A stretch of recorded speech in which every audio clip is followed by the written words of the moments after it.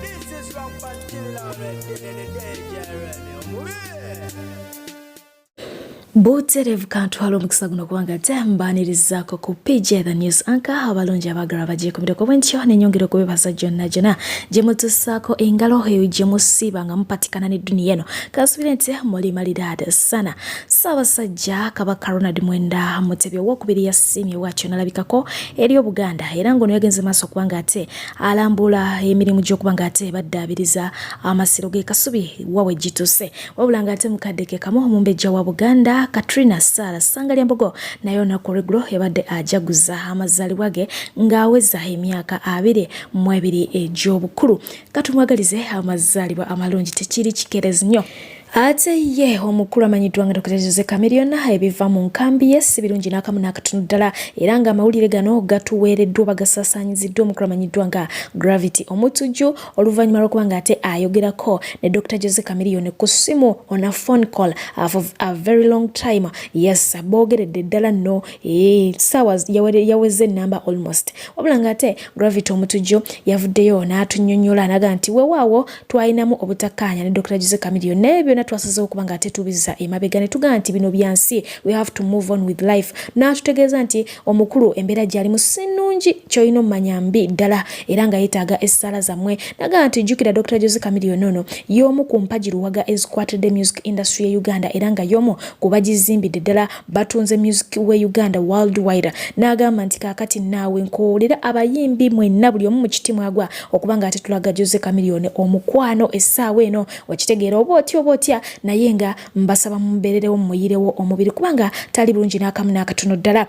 Kakati nayo omukulu amanyiddwa nga Humphrey Mayanja ye mukulu wa Dr. Chameleon avuddeyo n'ekifaananyi ekyo n'akipostinga nga Dr. Chameleon ali mu ddwaliro bagenda maaso kubanga ate bamukolako n'ateekawo wansi message naye message eyo gy'ataddeyo bwe bubaka Dr. Chameleon bwe yamuwa oba okitegeera eno message ngendo soma Dr. Chameleon yagiwa mukulu we Humphrey Mayanja ng'amunyumiza butya bwe yatuuse mu ddwaliro ng'agamba nti munnange ekifaananyi kyenkuwadde kiyinza okubanga kyennyamiza naye sinze yakikubye sirina kyakubanga ate nkolera naye kyolina okumanya nti nze gwolaba we natuuka ku airport nasumagira oba neebaka nagenda ozuukuka nga mpulira olusujjasujja ekisookera ddala flight bagidireyingisaamuko era nga namala essaawa eziwera ddala 10 nga ndi ku nnyonyooko naye ngenda okutuuka ewaka ng'embeera sigitegeera bulungi nendowooza oba nkooye bukoowu bwa nnyonyi kwe kusalawo okubanga ate neebakamu wabula ngenda okuzuukuka mwana wa maama nga sikyayinza wadde okutambula kakubeere okulya ekintu kyonna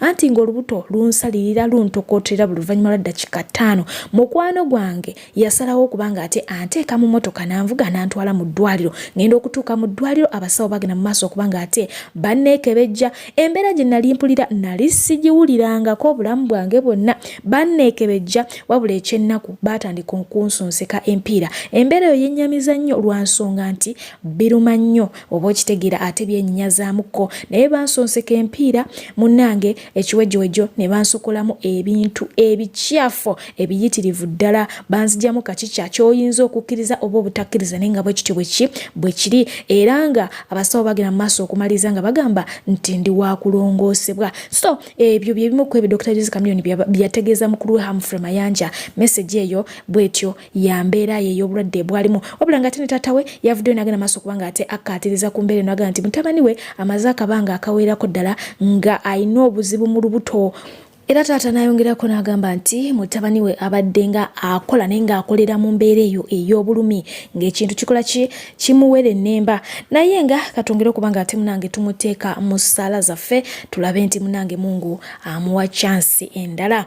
So nga ate mu district ey'Embalala yo poliisi eri ku muyiggo gwa kubanga ate enoonya abatemu abasse omuyimbi Embalala eyo omuyimbi ono abadde w'amaanyi side eyo yabadde amanyiddwa nga Donozio ayina byona wabula nga ate babadde bamumanyidde ku mannya ga Don Etuha nga ge gakola ssente ono yagamba nti agenda ku studio ku makya ssaawa zaalinga 2 bw'atyo n'asibula olunaku olw'Essande era nga munaye ku studio yavaayo ku ssaawa 12 ez'aka kawungezi abe waabwe bakoma okubanga ate bamuwulizaako bazzeemu okuwulira nti afudde ng'omulambo gwe gusangiddwa ku luguudo nga gwakoze ki gwasuuliddwawo nga n'abaki n'abatemu tebamanyikiddwako wabula ng'ate ye owa Securico wano mu kibuga Kampala avudde mu mbeera n'asindira taxi amasasi oluvannyuma lw'okubanga ate epaakinga mu maaso ga banka gy'akuuma munnange ne banga ate etikkirawo abantu so abantu banyiivu ebinyiza abantu ennaku zino bitono nnyo omuntu n'abanga ate akola ki akujja mu bulamu bw'ensi eno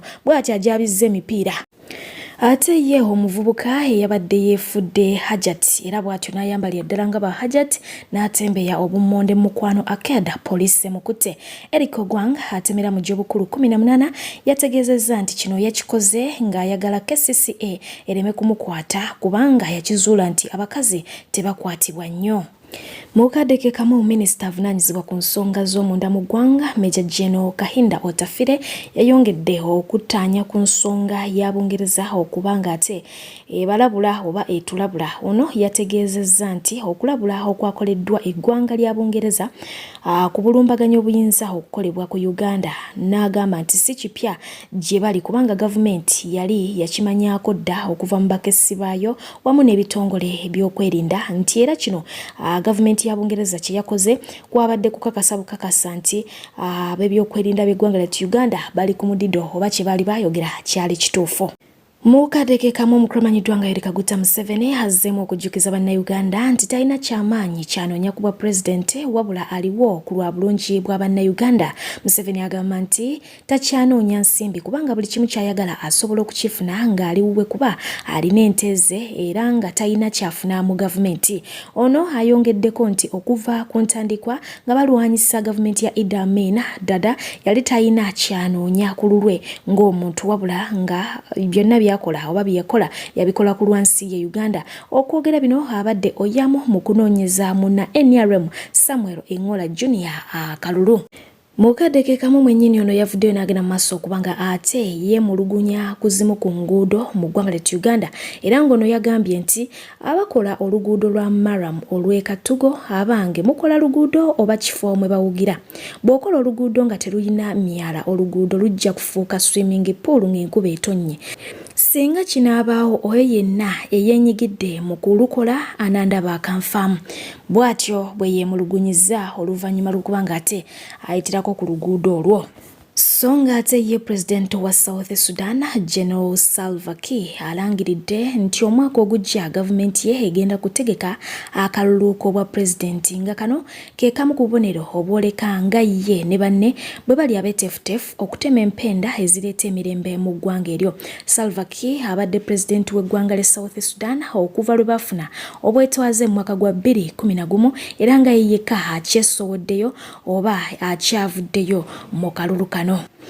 Tujjukira bulungi nnyo nga tosoma nga batugamba nti examples of a good leader ayina kubeera exemplary. Kati nno ye omukramanyiddwa nga Dr. Hilderman bamuyite Hilary Kiyaga bw'atyo abyenyigiddemu era ng'ono yagenze maaso okubanga ate ategeeza nti system eno yamenyekamenyeka edda ye first solution tulina kubanga ate tumobilizinga abantu nga twebereramu nga twenyigiramu okitegeera ne tuba nga tusobola okubanga tusootinga ensonga zonna out mu ngeri efaanako bw'etyo. Amawulire gasasanye ku mukyala w'omukulu Moses Magogo amanyiddwa nga Dera nga bwe yabadde azadde oba bwe yabadde yakazaala naye nga omukyala ono yavuddeyo olunaku olw'eggulo n'atutegeeza nti nze nazaala dda omwezi oguwedde era nga ndowooza nti omwana awezezza buweza omwezi olunaku olwaleero. So mwe muba mwakakitegeera muli mu byammwe kye mulina omanya nti famire yaffe yeeyungako omuntu omulala ate ali more than ready okubanga munanga achopinga kwezo sente za NRM. Bwati bwe yakoze ki bwe yategeezeza awatali wadde okutya kakubere okubasaasiramu. Jukira nti bano redde bayina abaana babiri kakati bayongeddeko owokusatu ali more than ready to chop that NRM money without fear or favor. That's how she stated. Naye ngeyo tuvuddeyo yo mukuramanyiddwa nga Micho Israel yavuddeyo tujjukirako akatambi k'omwami abatasobola kalaba gye kali eyo omwami nga ava avaamu envunyu naye nga mulamu tteke naye nga bamusaba ensimbi eziwerako ddala okuba nga ate bamukwatako abasawo awo emulago okitegeera ali awo embeera ye si nnungi avaamu envunyu. Ekyo nno kyakubye wala omukulu amanyiddwa nga Israel n'avaayo okuba nga ate ayogera ku nsonga eno. Vidiyo ye mpanvu muko naye ng'ate erimu ensonga ezirimu eggumba. Weewulireko n'amatugo ate nga weerabirako nga bwe tuyongerayo mu maaso. Abannayuganda twatuuka ddi kussa munaffe okuvuna ng'akyali mulamu n'atukuvaamu envunyu bw'ati ngali mu ggwanga erirye. Naguwedde sitole y'omwami ono musajja mulwadde ali Mulago hospital mu ddwaliro batugamba nti lya gavumenti lya bwereere naye avunze balina mu kunyookako enswera ne people out there balwanira billions and billions bobo bawezi ba federation. Imagine nenga facility ino okuza obulamu omuntu engula abantu bali mu kufiira bavunda envunyu nga balamu ne bavaamu envunyu nga balamu. Musajja mulwadde talina wadde alaviza watugamba zaabwere ne kuzimya tazirina talina kyakulya mbuba muse million na millions omukwatako omulongoose ekiwundu naye nga ate ali mu ddwaliro lya gavumenti. Okyegera bulungi. Uganda lyafuuka komera. Uganda yafuuka ddi okufiiramu munnansi ng'abundabunda naye nga ate alina gavumenti esobola okumuyamba egamba nti eri mu buyinza. Bannayuganda bannaffe mulekerawo okukusa abasumba abasirusiru. That is business.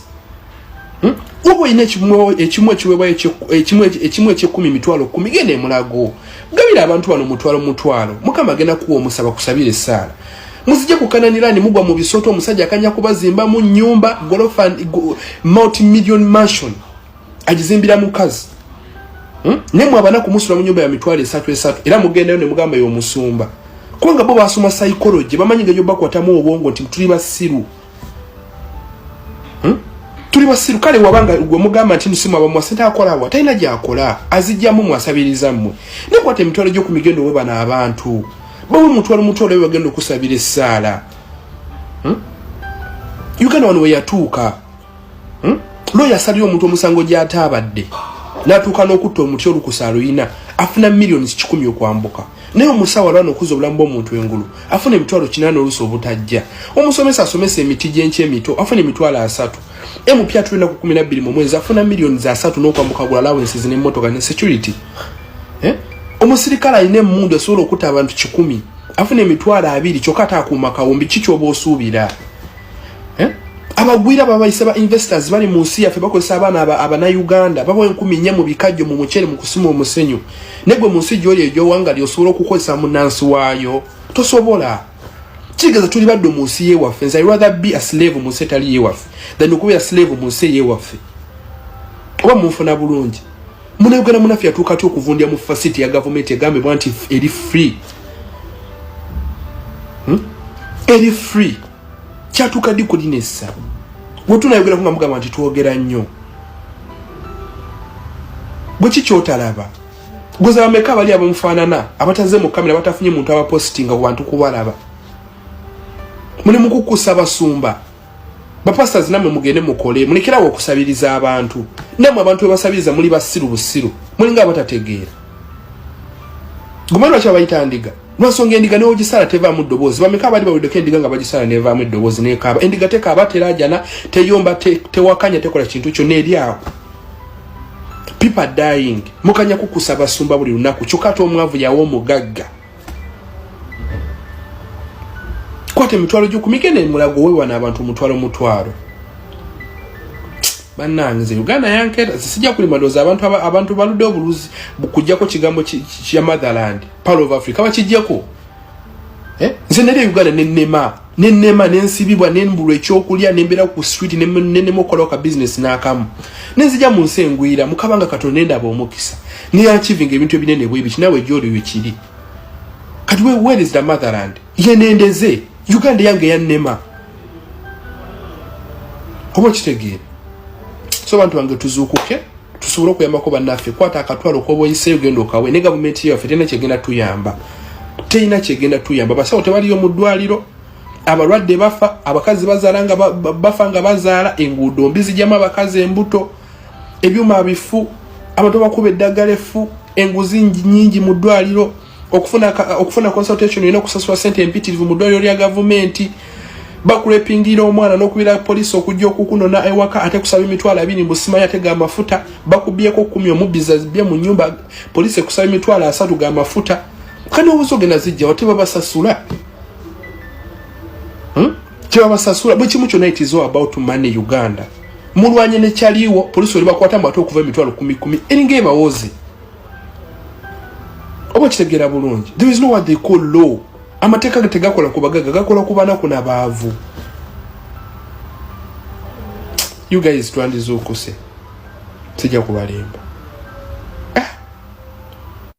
ate ye mama yagenze mu kifo ekisanyukirwamu okubanga ate asanyusaamu ku baana be abawera ddala 5 yavuddeyo nga si musanyufu anti ku baana abo kuliko omwana omu ayina obulemu wabula nga ate abazadde abalala ababadde mu kitundu oba mu kifo kino basanze embeera enzibu okulaba omwana oyo nga azannya n'abaana baabwe era nga bwe batyo bayise manager nannyini kifo ne bamutegeeza oba ne bamusaba nti omwana oyo agibwe mu swimming pool abaana baabwe babadde bazanyira oba sikyo bo bajja kubanga ate bajjamu abaabwe manager teyabadde mubi naye bw'atyo n'ayita mama w'omwana oyo abeere nga ate amugamba nti atwale omwana we oyo wabula nga bano abalala bo basigale era n'amutegeeza nti n'ensimbi ze yabadde asasulidde omwana oyo ajja kuzimuddiza olw'ensonga nti tajja kufiirwa bali bakasitoma abangi ku lw'omwana we ono omu alina obulemu.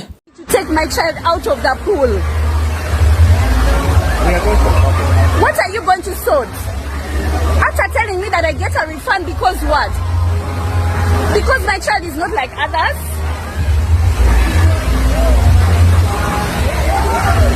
Because she's not like others. Let me tell you, I will die literally for my child. You don't understand. Madam, we are so sorry. We are so sorry. You come and tell me to get my daughter out of the pool. Madam. Really? We shall sort it out as management. What are you going to sort out as management? Now you see the pool is empty. It's the reason I tell you. You see the pool is empty. So because the pool is empty, the children are out in the other side. Madam, this is the request. Ate yo mukyala manyiddwa nga era mweyitire Stella Nantumbwe yaliko Miss Uganda ate nga muzanyi wa sinema oluvanyuma lw'akatambiko okubanga ate kasaasaanira ku mikutu migatta abantu ng'abuulira enjiri bw'atyo yavuddeyo naga nti tali mwetefutefu kubanga ate ava ku kyakubuulira njiri wadde nga omugambo gwo gufuuse mungi ye ali more than ready okubanga ate aweereza Mukama Katonda mu ngeri yonna enaaba esobose. Ate nga ye mwana mulenzi Isaac Kawalya muyite Kaiyz oluvanyuma lw'okwanga ate yeeyunga mu kintu banne be yasanze bongedde okubanga bamuwa lectures ku nsonga eno. Kaiyz awo wootuukidde si wabi omanyi muzinesi z'ebweru tetunyooma mirimu ate ogwo omulimu gw'ofunye gubeezezaawo abantu bangi nnyo si gwe asoose ate ekirungi gw'ofunye na mutoototo wa myaka 5 mwezi esokufuna omukazi w'emyaka 5 kiba kizibu abasinga bafuna ba 7-9 osinze kuba gavana S bafuna ba myaka 9 ate nga bali Uganda ne gwe ofunye wa myaka 5 muna Uganda munno ng'ali mu America lwakuba olina okubanga oluyimba lwa Eddie Kenzo oluyina nnyo olwa stamina nga wakulya ku kidima n'essonsomola ng'omututte kale ekirungi lwakuba watuukidde mu sama tatawaanya nyoba buguma mangu ne singa abadde winter omuteeka mu mbeera kiyinza okutwala essaawa nga 4 kuba olina okusooka n'okukuma hot plate n'omubugumya wansi awo ayisa aba yakwatayo naye ng'awo okuttenyweza lwakuba olina okuba ng'oli mukakkamu nnyo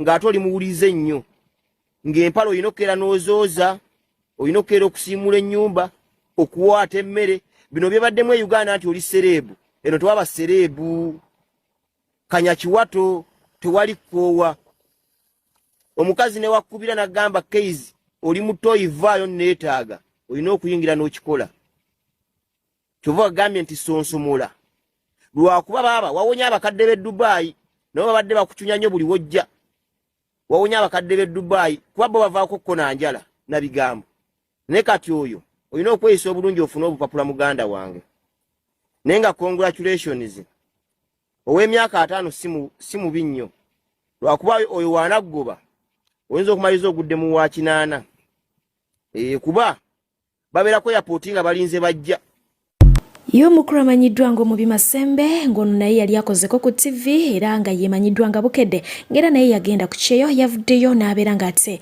akubiriza bana Uganda abatera okunyoomereza emirimu oba balina akanyomonyomo mu mirimu.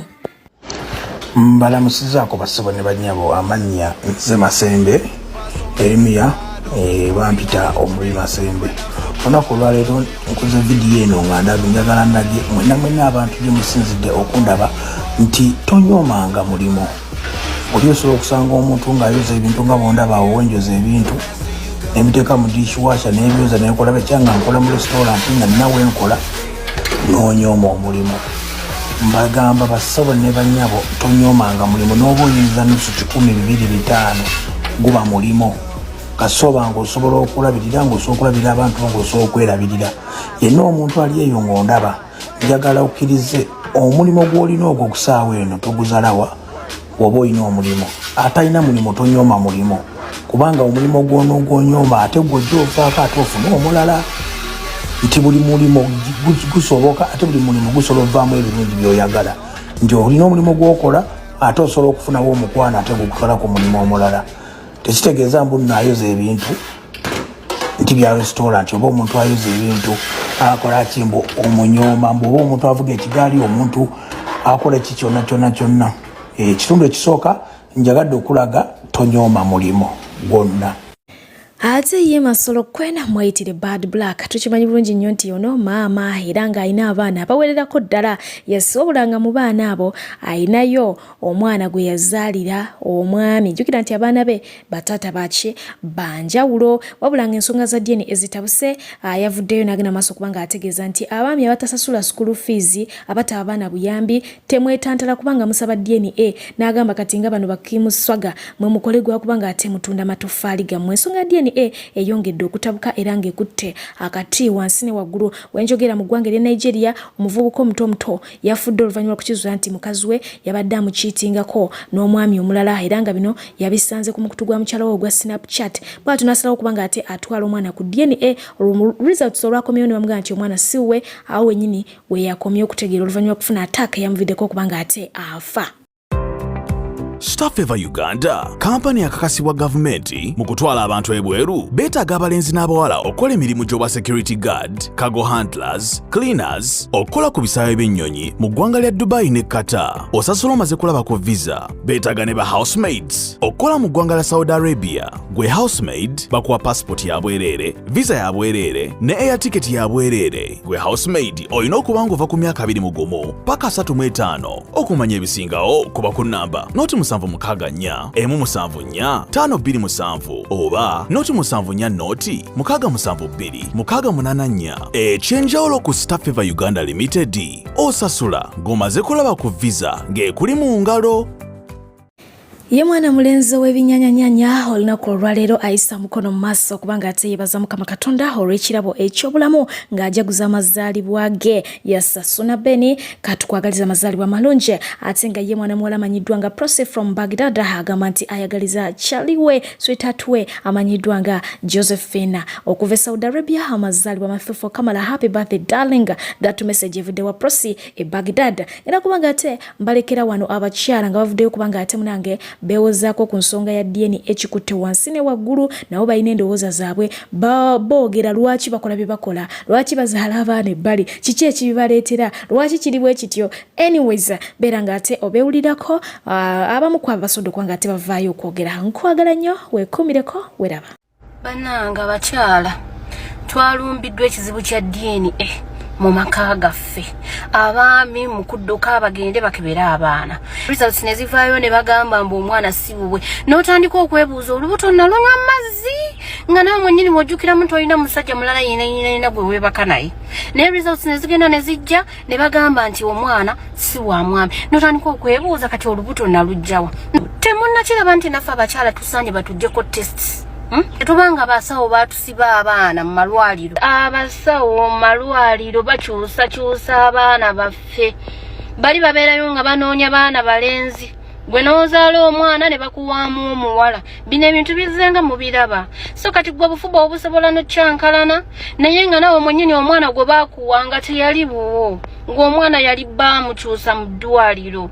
Obufumbo ne bukyankalana naye nga ku mwenna tekuli azaala mwana. Men, about the issue of DNA tests, how do you feel? How is the heat? Is it hot enough? Should the women increase it? Should they reduce it? How is your blood pressure? Tell us. Anyway, as the saying goes, tokolanga chintu muntu chotayagala akukole. You get. Over the years, the issue of men okuzala ebweru has not really been addressed. Kibadde nga kiri awo naye nga kiruma abakazi. Nga it hurts them like nothing. To an extent, abakazi abamu babadde nga bookya abaana babajja baabwe ne babakola buli kintu ekibi. You get. So do you now feel how it feels? This is not really something to rejoice about. It's not something I'm personally happy about, but it is an example of how women feel. Ng'omusitulidde omwana nga badde mu relationship of 3 years ne bamusuulira omwana wa 1 year nga wo. You get. So women are very revengeful creatures. Women are like FBI. She's going to investigate, she's going to get to know. After getting to know, she's going to make noise. When you don't respond to the noise, she goes undercover. After going undercover, she's going to sleep with your whole friend group. She will sleep with that close brother of yours because most of your friends don't even have the discipline. She's going to have the audacity to conceive, to give birth, to let you give the child names, to raise the kid until doing a DNA crosses your mind. So chonachona chidayo wali. If a relationship does not have commitment and being loyal, you don't have a friendship. You're just friends with a benefit. Sorry, you're friends with benefits. Mwedi become relationship. Na yeah, the basis of a relationship is being loyal. If you don't have it, you have no relationship, and that's on period. So you better do those DNA tests as soon as the kid is born. Otherwise, waboli haji ngo inaba kazi basatu. Bwate gwe nkusasite. Because it's not easy. Bakazi bagenda kwe bakani bashamba boys. Basajja ba chapats. Simply because of lack of care and attention. Simply because that we don't understand what a relationship and marriage should really be like. Tulinga abagwamu ebigwe so tulyeyo like tuvuya. But at the end of the day, tokolanga chintu muntu kyotayagala bakukole, it hurts. Women don't really speak up so much about it because they have been raised to shut up about certain issues. But let me tell you something. There is no woman who is okay with a cheating man. There is no woman who is okay with a man bringing her kids. So how you feel is how they feel. So women are human, they have hearts, and they are the most revengeful creatures. So if you do a woman dirty, expect 10 times much more. Yeah. So, sorry, not sorry. But take your kids for DNA. Omukazi asooka tomusobola onoonya waakubiri. Owookubiri nabo tobasobola onoonya waakusatu. Owookusatu tomusobola onoonya waakuna. Obayitamu buyisi dakiika 3 bw'oyitako eno dakiika 3 omuleka mukazi wattu akola ki? Obutonde bwonna obukyankalanyizza. Ka DNA mukawulira. Bamaseeka. Ka DNA kasinze kukosa bamaseeka. Bamusajja aliwo kusajjalaata. Mukawulira. Ebintu oyina byakunyweza makati. Nyweza amakati omuleka akooye okomawo yakazuukuka. Omuleka akooye n'ogenda okukola. Ogenda okudda omusanga yakazuukuka yakatereratererako. Naye bano be muleka baagala. Ogenda kukoza omwana wa Sekalegga. Nze nkubuulira. Oyina okuba ennamba. Ngolo Kante. Makerere. Emirimu girina okuggwa. Ezo duty ezo. Ogwo mulimu gwo. Nese bw'oyitayo dakiika 2 ng'otandika obusajja oyagala bulagira mu kirevu na kanzu na kooti. Nze ndi musajja. Wo. Mugenda kukuza abaana b'abakozi bammwe. Mugenda kukuza abaana b'abanneyiba. Naye omwana akuze myaka 2, myaka 18 oyo bato kyakebera. oyoba wekuliza mwana oyo wuwo ebyera toddanga byombokebera omwana myaka 18 oyo muleke ombo mazo mujja wabi oyo aba afuuse wuwo naye mukitegeere kino nti n'abakazi nabo bantu nga gwe bwonoonya solution naye asobola oginoonya lwakuba bo ajja kusirika tajja kulaga gwe kyojja okukola ojja kulaga ojja omulage nga bw'oli omusajja yasirika agambe no takimanyi nti akuza mwana wa Fulanka ng'odda ku mwana wa Fulanka okuza ogula kata alwadde odduka onoogwa ne ku nkonge owoza kusajja laatakusa